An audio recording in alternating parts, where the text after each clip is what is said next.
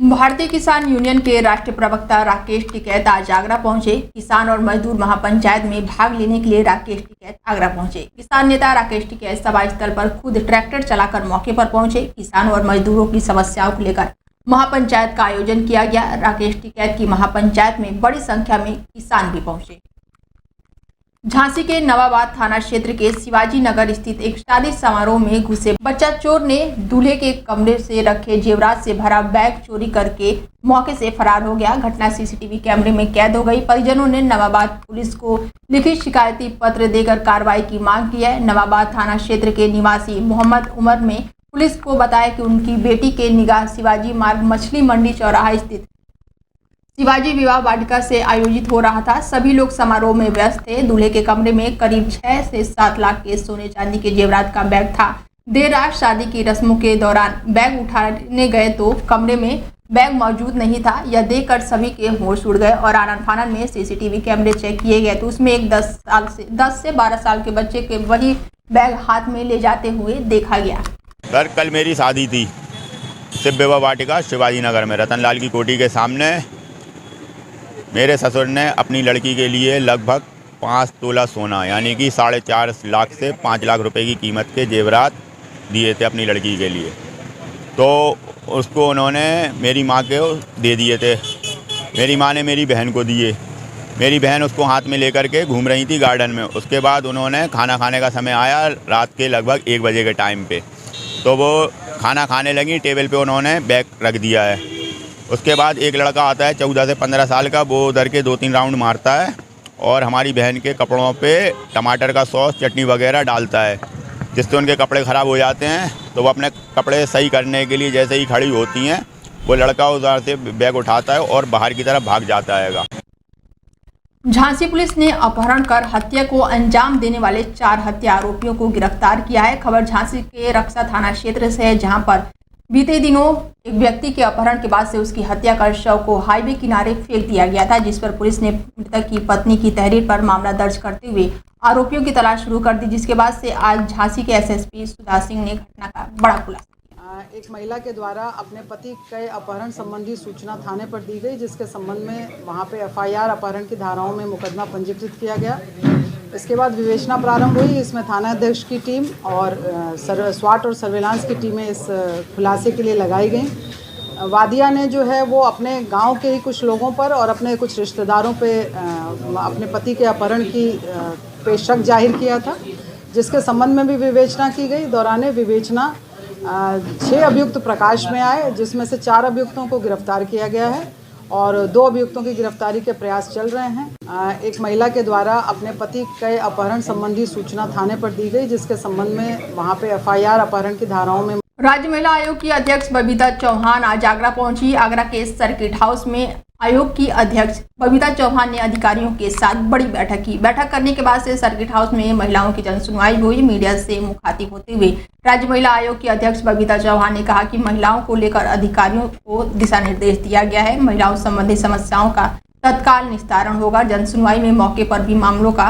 निस्तारण किया गया। घरेलू हिंसा के मामले में पहुंचे महिलाओं की जनसुनवाई हुई और साथ ही कुंभ मेला को लेकर उन्होंने कहा कि विपक्ष का काम है कमी निकालना। कुंभ में सरकार की तरफ से अच्छी व्यवस्था की गई है। ज्यादा तो मैं कहूँगी कि घरेलू हिंसा वाले बहुत केसेस हैं कि जिसमें होता है, तो उसमें कई बार क्या होता है कि घरेलू हिंसा के तो कई बार हम म्यूचुअल अंडरस्टैंडिंग से भी कोशिश करते हैं कि उनकी चीजें संभल जाएं और या काउंसलिंग के माध्यम से हम दोनों पक्षों को बुला के बिठाने की कोशिश करते हैं। पर अगर तादाद की बात की जाए तो मुझे लगता है कि घरेलू हिंसा के केसेस सबसे ज्यादा रहते हैं। आपने कई सारी योजनाओं को लेकर बात की थी, कहने के जिस प्रकार से चाहे जिम की बात हो या और भी जो जगह है टेलर की बात हो, तो महिला वहाँ रहेंगी, उसको लेकर प्लान कहाँ तक आगे बढ़ा? जी बिल्कुल बढ़ रहा है उसके लिए प्लान और हम बहुत उसके लिए सीरियस भी हैं। ऐसा नहीं है कि नहीं है, पर यह है कि जहाँ अगर कुछ थोड़ा और टाइम हम मांग रहे हैं तो उसके लिए हम टाइम। आगरा पुलिस को बड़ी सफलता मिली है। बता दें कि पुलिस ने खोए हुए मोबाइल फोन बरामद किए हैं। पुलिस ने खोया पाया सेल के अंतर्गत 303 मोबाइल फोन बरामद किए हैं। पुलिस की सर्विलांस एसओजी टीम ने अलग अलग जगहों से ये फोन बरामद किए हैं। पुलिस ने 3 महीने में खोए हुए एंड्रॉयड मोबाइल फोन खोज निकाले हैं। खोए हुए मोबाइल फोन की अनुमानित कीमत 50 लाख रुपए लगभग बताई जा रही है। मोबाइल पाकर मोबाइल स्वामियों के चेहरे पर खुशी आ गई है। मोबाइल स्वामी पुलिस को धन्यवाद देते हैं। इसके साथ ही डीसीपी सिटी सूरज राय ने प्रेस कॉन्फ्रेंस करते हुए ये बड़ी जानकारी दी। देखिए, surveillance SOG team city zone के द्वारा विगत पिछले 3-4 माहों में जो भी लोगों के मोबाइल फ़ोन्स गुम हुए थे या चोरी हो गए थे, गुमशुदा हो गए थे, खो गए थे, उनको ट्रैक करके रिकवर करके और आज यहाँ पर 303 ऐसे मोबाइल फ़ोन्स को उनके ओरिजिनल ओनर्स को सुपुर्द किया जा रहा है। इन मोबाइल फ़ोन्स की अनुमानित कीमत लगभग 51 लाख रुपए है। सभी जो ओनर्स हैं उनको सूचना दे के यहाँ बुलाया गया है और एक एक करके सभी को उनका मोबाइल फ़ोन सुपुर्द किया जाएगा। बिजनौर में आगामी महाशिवरात्रि को लेकर तैयारियां तेज हो गई है। इसके साथ ही कांवड़ यात्रा को लेकर सकुशल गोष्ठी का भी संपन्न हुए। जिलाधिकारी और पुलिस अधीक्षक जनपद बिजनौर द्वारा आगामी महाशिवरात्रि और कांवड़ यात्रा के सकुशल संपन्न कराने के लिए गोष्ठी की गई। उत्तराखंड राज्य के सीमावर्ती जनपद एवं अन्य जनपदों के पुलिस अधिकारियों के साथ गोष्ठी कर संबंधित आवश्यक दिशा निर्देश भी दिए गए। डीएम जगजीत कौर और साथ ही एसपी ने भी इस दौरान वहां पर शामिल रहे और गोष्ठी के दौरान राज्य सरकार ने इस दौरान महाशिवरात्रि का जो पर्व है उससे संबंधित हम लोगों ने तैयारियां स्टार्ट करी हैं। आज जैसे आपने देखा यहाँ पे हमने कोऑर्डिनेशन मीटिंग भी रखी थी। इसमें ट्रैफिक के हमारे जो प्लान्स हैं वो हम लोगों ने हमारे सीमावर्ती जो जनपद हैं उनसे डिस्कस किया है। इसके अलावा जो हमारे मेन रूट्स हैं जहाँ पे कांवड़ों का मूवमेंट रहता है वहाँ पे हम लोगों ने कार्य जो है वो कराना स्टार्ट कर दिया है। सारे रूट्स हमारे SDMCOs ने विजिट कर लिए हैं। मेरे द्वारा कप्तान साहब द्वारा भी रूट्स देखे गए हैं। जहाँ हमें लग रहा है कि कार्य की आवश्यकता है, गड्ढे हैं, वो नोट करा के उसी समय विभागीय अधिकारियों से हम लोग काम जो है वो करा देंगे। इसके अलावा जो हमारी तैयारी होती है, साफ़ सफाई है, ड्यूटीज़ हम लोग जो है उसकी कार्रवाई स्टार्ट कर दी है हम लोगों ने। हमारे सभी अधिकारी फील्ड में रहेंगे और हम कोशिश करेंगे कि जो कांवड़ यात्रा है वो। खबर मुरादाबाद से है, जहां पर रेलवे ट्रैक पर महिला की संदिग्ध अवस्था में शव मिला है। तो वहीं मौत की सूचना मिलने पर परिजन मौके पर पहुंचे और स्थानीय पुलिस और फॉरेंसिक टीम ने घटनास्थल की बारीकी से जांच पड़ताल की। मृतक महिला के भाई विकी ने जीजा और उनके परिवार पर हत्या कर रेलवे ट्रैक पर शव को फेंकने का आरोप लगाया है। परिजनों की तहरीर के आधार पर पुलिस मामले की जाँच पड़ताल में जुटी हुई है। ये मामला ये है कि इस लड़की की हमने शादी नवपुरा गाँव में की थी। इन लोगों का आपस में थोड़ा मनमुटाव रहता था, तो इन्होंने लड़की को कल रात में अपने घर पे ही मार के और इसे रेलवे ट्रैक पर डाल दिया ताकि हम लोग प्रशासन से बच जाएं। और अब हम लोग मांग करते हैं कि इन्हें आजीवन कारावास हो, इन्हें, इनके भाई को और इनके। बुलंदशहर जिले में पहली बार देह व्यापार मामले में सजा हुई है। साल 2015 के देह व्यापार मामले में एडीजी द्वितीय फास्ट ट्रैक और साथ ही कोर्ट ने 3 अभियुक्तों की सुनवाई कर 3-3 साल के कारावास सहित 2-2 हजार अर्थदंड की सजा सुनाई है। तहसील क्षेत्र शिकारपुर के पुलिस ने एक युवती के वेश्यावृत्ति के लिए बेचने के आरोप में 2 महिलाओं सहित 3 लोगों को गिरफ्तार किया था, जिसके बाद से ये सजा सुनाई गई है। मेरा नाम विजय कुमार शर्मा, मैं ADGC क्राइम के पद पर यहाँ तैनात हूँ।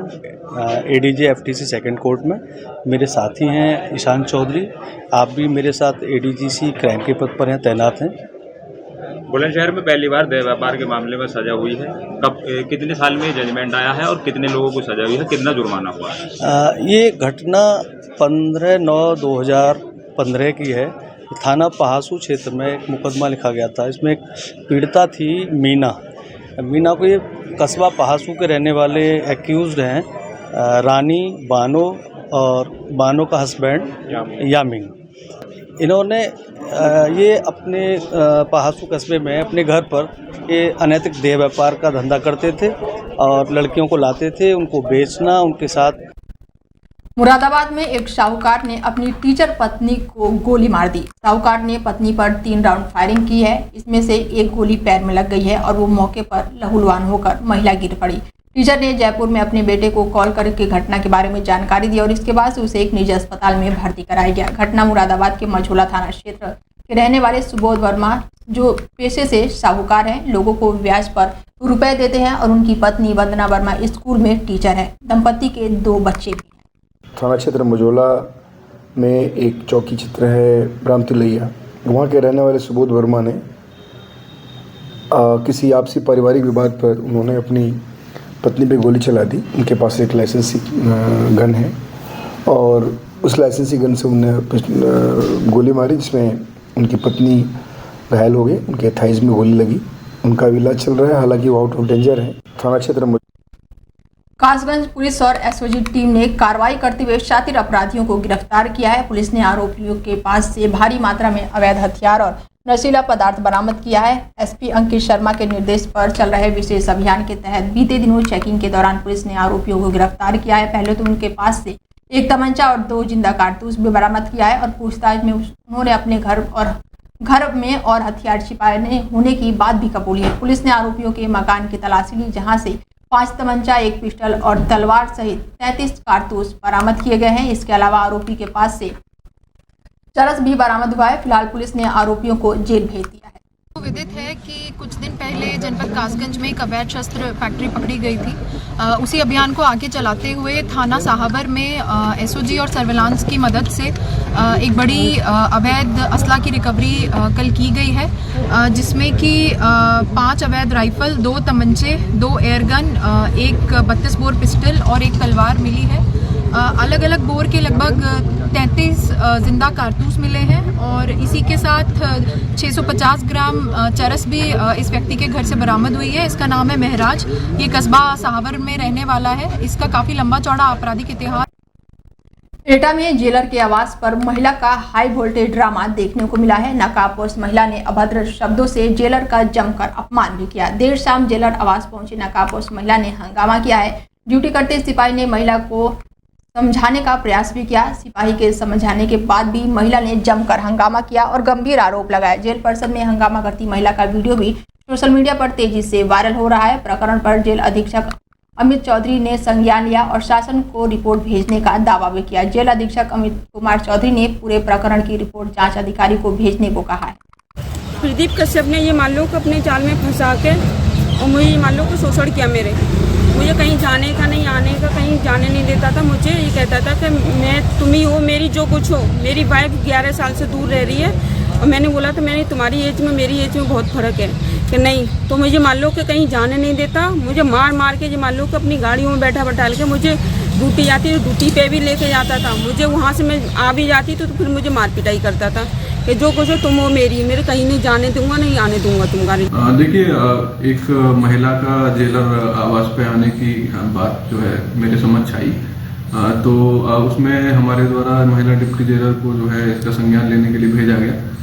प्रथम दृष्टया इसमें जो है पर्सनल मैटर प्रतीत होता है ये, और फिर भी अगर किसी महिला को कोई दिक्कत है तो वो अपने न्यायिक अधिकारों का प्रयोग करने के लिए स्वतंत्र हैं, और कोई विभागीय तथ्य उनके साथ है ऐसा तो वो हमें उसका दे सकती हैं।